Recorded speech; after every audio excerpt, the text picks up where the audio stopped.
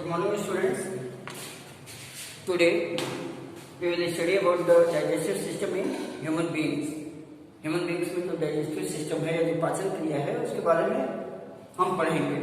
पीछे हमने पढ़ा था कि what is the nutrition और कैसे जो है कि complex food particles it get break down into the simple food particles in the presence of salivary amylase. और salivary amylase क्या है? It is a type of enzyme which is present in saliva. और saliva का pH कितना होता है? 6.8. तो उसके प्रेजेंस में complex food particles simple food particles में ब्रेक करते हैं.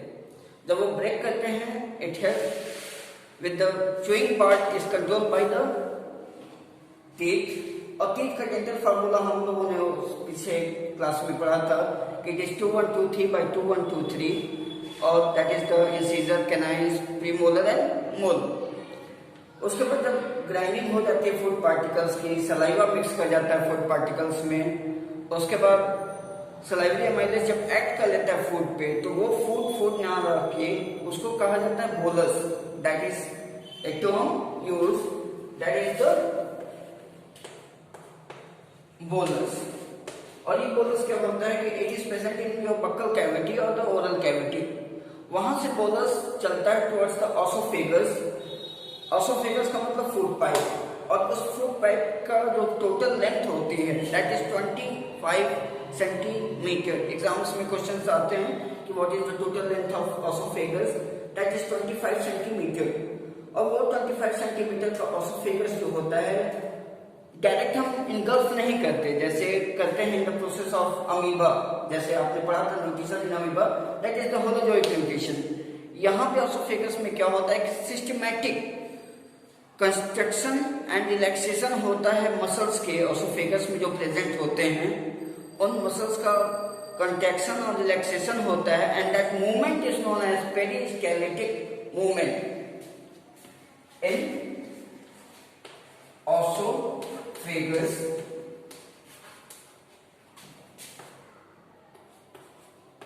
The process of systematic relaxation and contraction of esophageal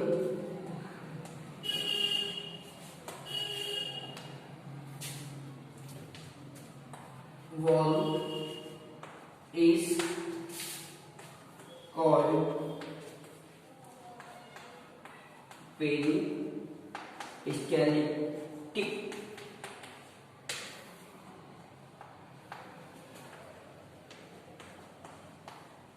movement. और लेंथ कितनी होती है एसोफेगस की? लेंथ होती है 25 सेंटीमीटर. तो इस पेरिस्टेलिक मूवमेंट के द्वारा जो फूड होता है आपका in the form of bolus, it reaches up to the stomach. Stomach कहाँ है? स्टमक के प्रेजेंट जे शेप. स्टमक आपका kindly note this in your fair copy.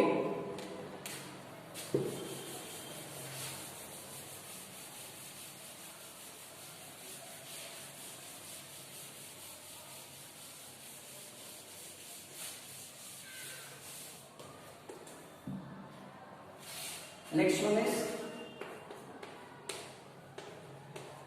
stomach. Stomach is J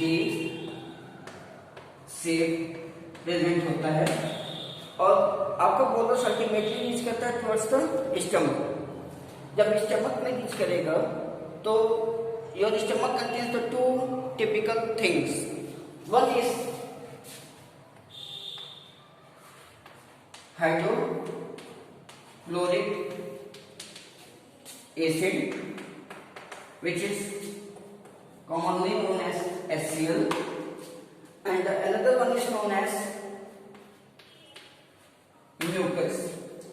ये दो चीज आपके स्टमक में प्रेजेंट होते हैं which help in the digestion process of the your food particles in the form of bolus.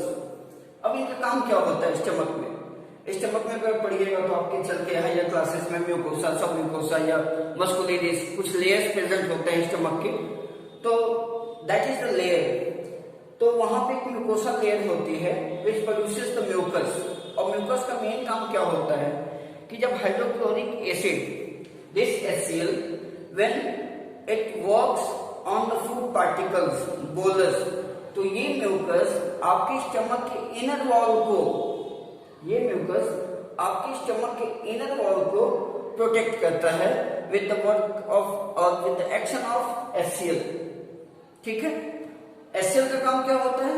HCl का काम ये होता है कि जो भी जर्म्स पार्टिकल्स प्रेजेंट होते हैं आपके फूड में, वो जर्म्स पार्टिकल्स इस HCl की प्रेजेंस की वजह से मर जाते हैं और आपके फूड का डाइजेशन का प्रोसेस अच्छे तरीके से हो सकता है। The digestion process of the food particles in the form of bolus is completed without any problem and all the germ particles which are present in your food particles unwanted, कैसे भी पहुंच गए, that is unwanted, they are killed by the HCl। This HCl is present in your stomach. तो ये जब work करते हैं तो उस वर्क को आपके स्टमक की इनर लेयर को कोई प्रॉब्लम ना हो, म्यूकोसा को कोई प्रॉब्लम ना हो, तो ये म्यूकस क्या करते हैं कि उस इनर लेयर को प्रोटेक्ट करते हैं। तो this are the two things which are present in the stomach. उसके बाद जो कंप्लीट डाइजेशन होता है आपके फूड का, it is completed in the small intestine. Small intestine में क्या होता है कि इट्स ओपन, स्टमक जहां ओपन होता है स्मॉल इंटेस्टाइन में, that process is known as the duodenum, आपके यहाँ पे प्रेजेंट होता है।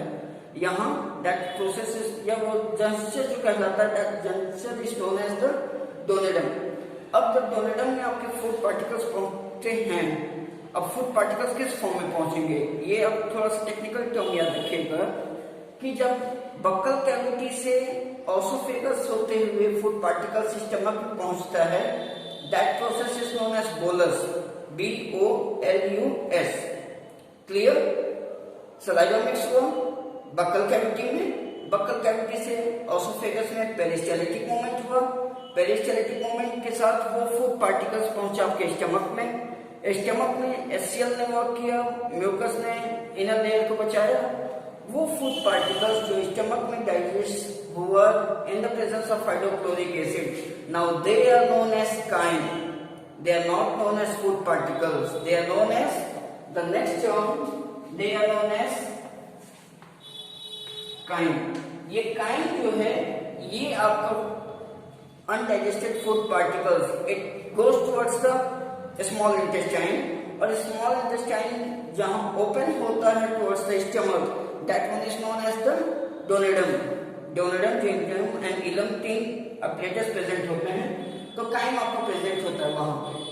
अब स्मॉल इंटेस्टाइन में complete digestion of the food particles होते हैं, ये आप जान लीजिए, चाहे वो कार्बोहाइड्रेट हो, फैट्स हो या प्रोटीन हो, उनका कंप्लीट डाइजेशन होगा। जब कंप्लीट डाइजेशन इस प्रोसेस का होता है तो उसमें आपको दो जूस या दो ऐसे ग्लैंड्स के सिक्रीशन से आपको कुछ केमिकल्स मिलते हैं which help in the process of the complete digestion of the protein, fat and your carbohydrate. So now जब हम स्मॉल इंटेस्टाइन की बात करेंगे,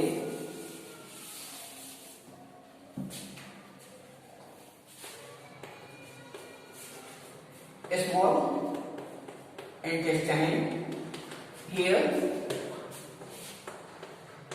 complete digestion of food particles, carbohydrate, fat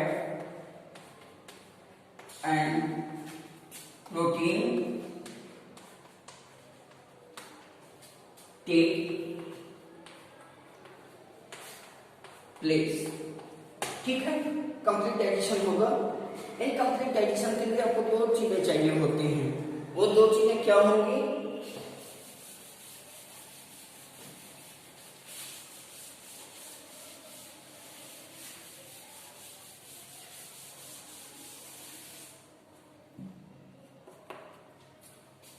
एक होगा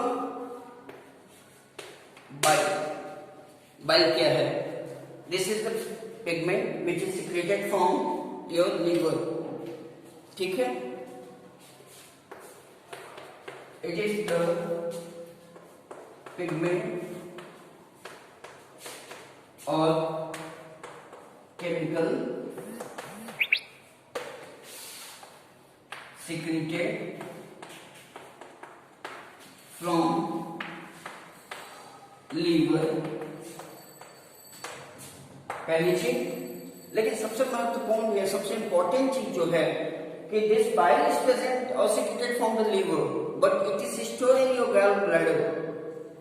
प्रेजेंट तो होगा, सीक्रेट होगा यहां से, लेकिन ये स्टोर कहां होता है? बाइल पिगमेंट या बाइल जूस, ये बाइल जूस या बाइल पिगमेंट आपका प्रेजेंट होता है, स्टोर होता है गॉल ब्लैडर में। सो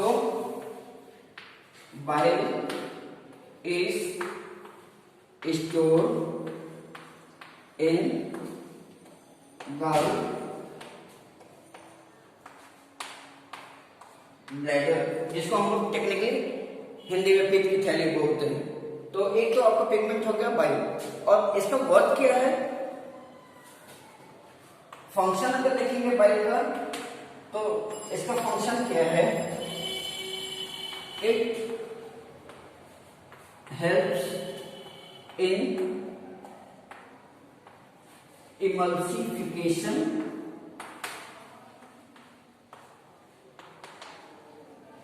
ऑफ फैट, या कह सकते हैं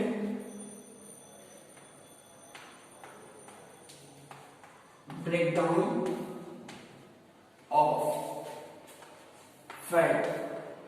और ये फैट ब्रेकडाउन करके क्या करेगा? ये फैट ब्रेकडाउन करेगा फैटिक एसिड एंड ग्लूकोजेन, जो को आपको एनर्जी देगा।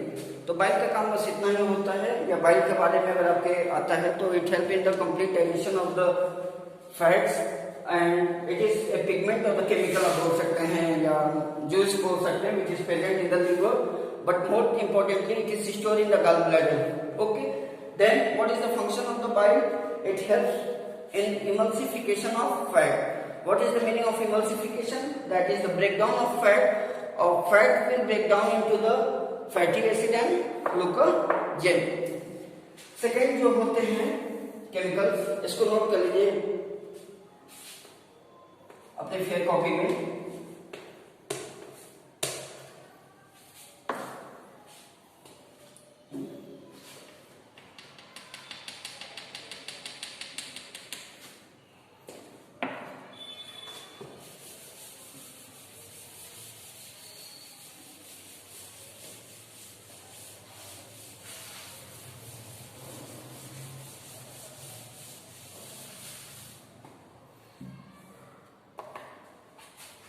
सेकेंड आपका होता है एमाइलेज, या बोल सकते हैं पैनक्रियाटिक एमाइलेज, ठीक है। एमाइलेज या pancreatic amylase which is secreted from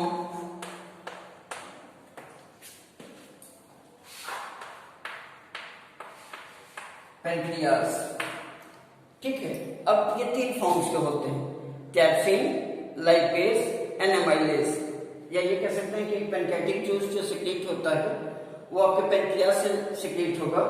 and यहां पे आप ये लिख सकते हैं that is the pancreatic juice, ये रिलीज होगा, और पैनक्रियाटिक जूस रिलीज होता है आपके पैनक्रियास से।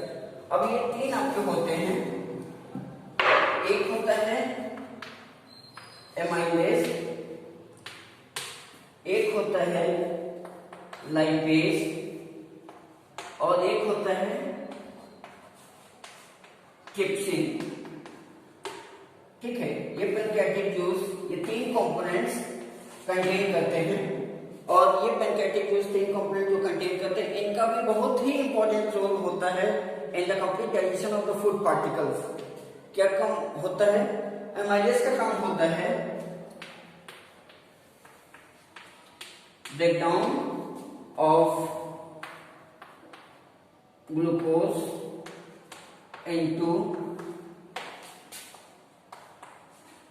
ग्लूकाजेन। ठीक है, ग्लूकोज ब्रेक करेगा ग्लूकाजेन में या सिंपल शुगर्स में। लाइपेज का काम होता है breakdown of fats. And trypsin का काम होता है ब्रेकडाउन ऑफ प्रोटीन।